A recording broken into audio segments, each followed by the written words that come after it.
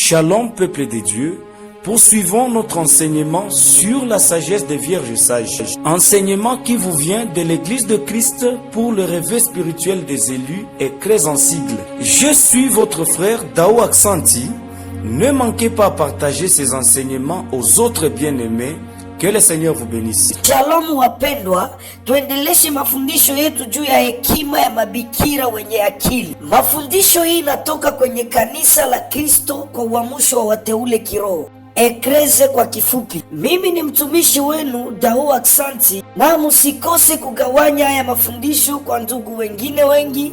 Bwana wabariki. Bien-aimés frères et sœurs, la cinquième sagesse des vierges sages, c'est la connaissance et l'application de la notion du temps selon le plan de l'époux. Ndugu wapendwa, hekima ya tano ya mabikira wenye akili ni ujuzi na utimizaji wa maoni ya kimungu juu ya wakati kufuatana na mpango ya bwana harusi. En attente de l'époux, personne ne connaît les jours ni l'heure, car l'époux l'a lui-même mentionné. Kwa kumsubiria bwana harusi, hakuna anayejua siku wala saa, kama vile Bwana alisema mwenyewe. Déjà, dans Psaume 92, le prophète Moïse a mentionné quelque chose sur la notion du temps. Kwenye Zaburi 90:12, Nabii Musa alianza zungumzia habari za wakati, en disant: enseigne-nous à bien compter nos jours, afin que nous appliquions notre cœur à la sagesse. akisema utufunze kuzihesabu siku zetu ili tupate kuwa na moyo wenye hekima. Moïse a très bien compris que sans la connaissance et la maîtrise de la notion du temps, c'est impossible d'appliquer son cœur à la sagesse de Dieu. Musa alielewa kwamba bila hekima na ujuzi wa mambo yanayohusu wakati, ni vigumu kuwa na moyo unayojaa hekima ya Mungu. Autrement pour dire que vivre en insensé ou vivre comme une vierge folle, Ni kusema kuishi kiupumbavu ama kama bikira mpumbavu, c'est vivre dans l'ignorance de la notion du temps ni kuishi bila ujuzi wa maoni ya wakati selon le plan de l'époux. kutokana na fikra ya bwana harusi. Et Christ lui-même, notre Seigneur, il s'est appliqué à la notion du temps. Na Kristo mwenyewe Bwana wetu alishikilia mambo yanayohusu wakati, Jusqu'à ce qu'il va dire dans Jean chapitre 9, hata akasema kwenye Injili ya Yohana sura 9 le verset 4, il dit: il faut que je fasse, tandis qu'il est jour, les œuvres de celui qui m'a envoyé. La nuit vient où personne ne peut travailler. mstari wa 4 anasema, yanipasa kuzifanya kazi zake yeye aliyenituma wakati bado ni mchana, kwa kuwa usiku waja ambapo hakuna mtu awezaye kuzifanya kazi. Bien-aimé, le jour c'est dans la lumière. Mpendwa, siku ni katika nuru. Dieu lui-même le confirme dans Genèse 1:5. Mungu mwenyewe anaihakikisha katika kitabu cha Mwanzo sura 1 mstari wa 5. Il y est écrit: Dieu appela la lumière jour. Imeandikwa, Mungu akaiita nuru mchana. Si tu marches selon le monde, si tu marches comme un insensé, c'est-à-dire en t'appliquant aux choses vaines du monde, Ukitembea kwa jinsi ya dunia kiupumbavu, ukijihusisha na mambo ya ubatili ya dunia, tu n'es pas appliqué au calcul du temps selon le plan de l'époux. hautimize hesabu za wakati kufuatana na mpango ya bwana harusi. la maîtrise de la notion du temps commence dans la lumière. Car Christ, dans Jean chapitre 9, en 5e verset, il dit: pendant que je suis dans le monde, je suis la lumière du monde. Utimizaji wa maoni ya wakati inaanzia katika nuru, sababu Kristo kwenye Yohana 9:5 anasema, niwapo bado ndani ya ulimwengu, mimi ni nuru ya ulimwengu. Christ se présentant comme la lumière du monde, Kristo kwa kujifunua kama nuru ya ulimwengu, c'est une confirmation des Saintes Écritures qu'il est le jour de lumière, ni hakikisho ya maandiko matakatifu kuwa yeye ndiye mchana yenye nuru, dans lequel tous les hommes qui veulent être rétablis dans le royaume de Dieu doivent se retrouver. ambao watu wote wanaotaka kurudishwa kwenye ufalme wa Mungu wanatakiwa waingie.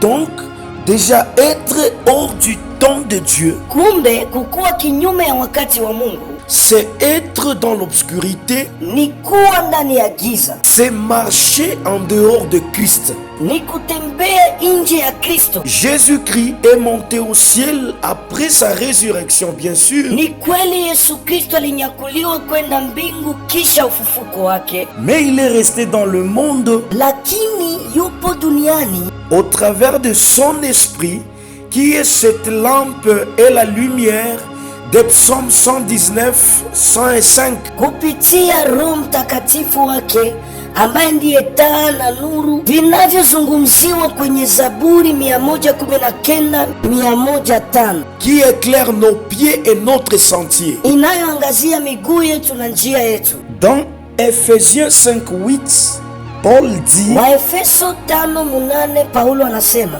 autrefois vous étiez ténèbres et maintenant vous êtes lumière dans le Seigneur.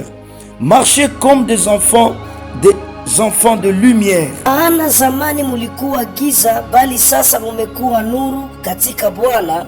Enendeni kama watoto wa nuru. Dans le langage divin, marcher dans la lumière est égal à marcher dans le jour. Kwa lugha za kimungu, kutembea katika nuru ni sawasawa na kutembea kwenye mchana. Car cette lumière a été appelée jour par le Créateur lui-même dans Genèse 1:5. Lorsqu'il dit, Dieu appela la lumière jour et il appela les ténèbres nuit. Kwa sababu hii nuru iliitwa mchana na Muumbaji kwenye Mwanzo 1:5, anaposema aliita nuru kuwa mchana na giza kuwa usiku. Et Christ se présentant comme la lumière du monde, Na Kristo kwa kujifunua kama nuru ya ulimwengu, il est ainsi donc, comme dit tantôt, le jour de lumière, le jour de grâce, le jour du salut, le jour de la sagesse. anakuwa kwetu kama tulivyosema, mchana wa nuru, mchana wa neema, mchana wa wokovu, mchana wa hekima, Le jour de paix, mchana wa amani, le jour d'amour, le jour d'espoir, mchana wa upendo na tumaini, le jour de notre enlèvement vers le royaume des cieux, mchana wa kunyakuliwa kwetu kwenda ufalme wa mbingu, le jour de guérison, le jour de restauration, mchana wa uponyaji, mchana wa marejesho, le jour d'exaucement, mchana wa kupokea majibu, notre jour de délivrance et notre jour de repos. mchana wetu wa kufunguliwa, mchana wetu wa mapumziko. C'est que le point de départ de la maîtrise, de la connaissance et de la maîtrise de la notion du temps, c'est être en Jésus-Christ, sincèrement. C'est être véritablement en Jésus-Christ. Chanzo cha kushikilia maoni ya wakati ni kuwa kiuhakika ndani ya Yesu Kristo. Oui, bien-aimé, parce que les jours des ténèbres viennent sur la terre. La parole de Dieu est vraie à ce sujet. Paul nous a prévenus en disant: Ndiyo mpendwa, siku za giza zinakuja juu ya uso wa dunia, ni kweli. Na Paulo alianza kutuarifu akisema dans Ephésiens 5:16, rachetez le temps car les jours sont mauvais. kwenye Waefeso 5:16, tumieni vizuri muda mulio nao, maana siku hizi ni mbaya. Oui, il est vrai, les jours sont mauvais. Et la seule façon de racheter le temps, il faut être dans le Seigneur. Ndiyo, ni kweli siku ni mbaya, lakini namna nzuri ya kugomboa wakati ni kujificha ndani ya Yesu Kristo, Pour s'appliquer à la sagesse. ili kutimilika katika hekima. Bien-aimé, connaître et appliquer la notion du temps selon Christ, Mpendwa, kujua na kutimiza maoni ya wakati kufuatana na Kristo va te maintenir dans une alerte permanente vis-à-vis des signes du temps de la fin.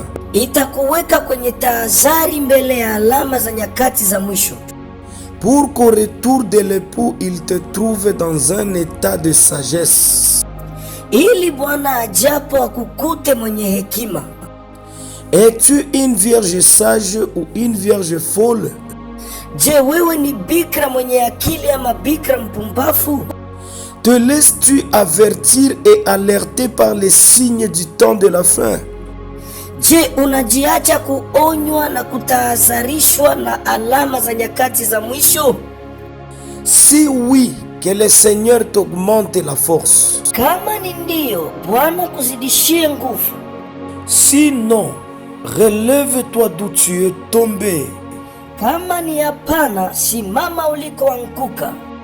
Que le Seigneur te bénisse et qu'il te guide tout au long de cet enseignement.